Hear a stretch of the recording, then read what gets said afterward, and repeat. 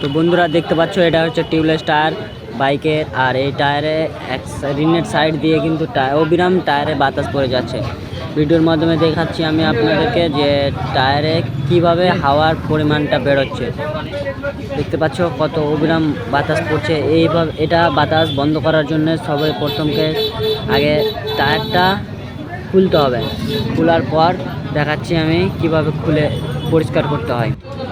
তো এভাবে টায়ারটা খোলার পর টায়ারটার বিটের সাইডটা পুরোটা ক্লিন করতে হবে, যাতে কোনো রকমের দাগ স্ক্র্যাচ না থাকে বা কোনো রকমের পাপড়ি টাইপের কিছু না থাকে। তারপর টায়ারটা ফিটিং করতে হবে। তো ফিটিং করার পর আমি দেখাবো যে লিক বন্ধ হয়েছে কি না। তো চলো ফিটিং করা যাক। তো ফিটিং করা শেষ আমার। তো এভাবে জল দিয়ে দেখাচ্ছি যে বাইকে কোনো রকমের আর লিকেজ নাই। তো টিউবলেস টায়ারে বাতাস পড়বে, এটা অবিরাম। টিউবলেস টায়ারে বাতাস বন্ধ করার জন্য এই নিয়মটা যদি ফলো করা যায় তাহলে কিন্তু আর টায়ার দিয়ে বাতাস পড়বে না। তো ভিডিওটা কেমন হয়েছে, ভিডিওটা যদি ভালো হয়ে থাকে তো ভিডিওটা লাইক কমেন্ট শেয়ার করতে ভুলবেন না।